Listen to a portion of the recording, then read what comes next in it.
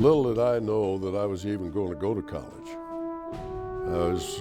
Worked on the railroad in Wellington, Kansas every year in the summers in high school. I'm sure I wasn't on the job any more than a week when Gardner called me in the office and gave me his address and phone number and got a rental car or whatever we were driving those days, and he says, the best player in Kansas is in Wellington, Kansas. See what kind of recruiter you are. He really recruited my parents. And Tex was such a tenacious recruiter that he just kept coming back, and the foreman on the railroad finally told me, he said, listen, young man, you better make a decision or you're going to be fired. For some reason, I hope I was part of it, he decided on Kansas State. Ernie was a very ferocious player. When he came to play, he played to win. And he battled you to the bitter end. He could rebound, he could post you up inside, he could just do about anything. Good defensively too. He knew how to play the game and he played real hard.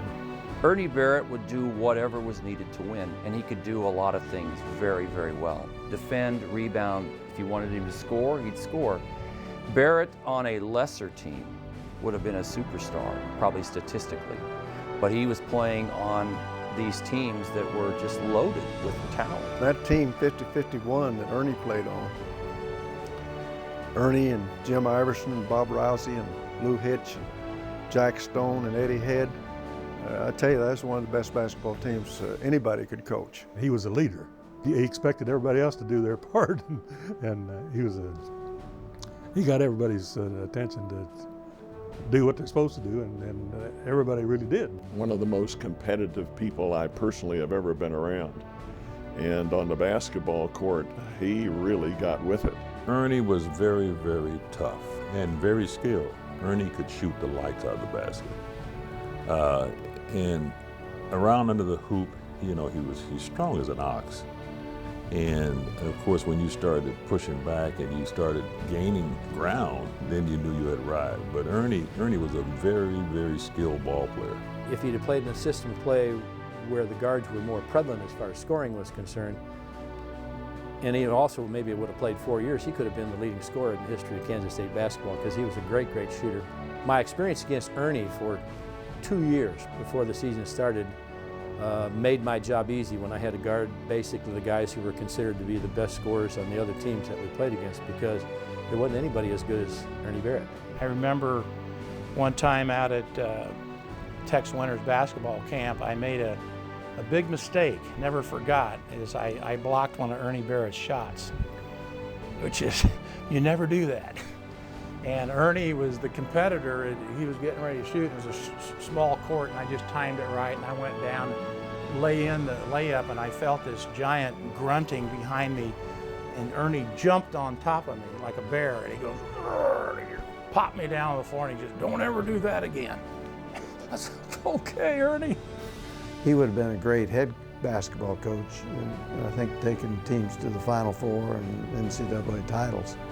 But he just loved Kansas State and chose to stay there as an administrator and a fundraiser. It was hard to turn Ernie down anytime he'd ask you anything.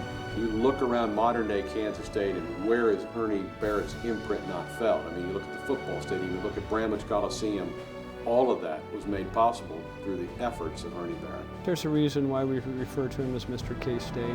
I think he loves K-State basketball. He loves K-State athletics. He's always supported the program or been involved in one way or another, and I think it's just been his passion. He's more loyal to Kansas State than anybody could ever be. He's the first person that we think of when we think of K-State. We think of Ernie Barrett. I can't imagine K-State without Ernie Barrett. Anybody watching this has probably shaken Ernie's hand and has the cramps to prove it. Strongest handshake I've ever felt in my life, Ernie Barrett. And I remember before I met him, I don't know if it was Matt Seabrand, one of the guys that had said, when you shake his hand, be ready. And I shook his hand, and it was like the most powerful grip I've ever felt. In recent years, he grabs me by the back of the head, and so my neck hurts and my hand hurts. You better have your feet planted and not extend your arm too far when you shook his hand, because he'd pull your shoulder right out of socket. unbelievable gentleman. I think he is the one person that encompasses everything that Kansas State athletics stands for, everything that it has grown to be. When people bring their children up to me and introduce them to me about being the statue outside that they shook hands with, sometimes brings tears to my eyes, because, you know, for anyone to have a statue of him is not only humbling, but unbelievable.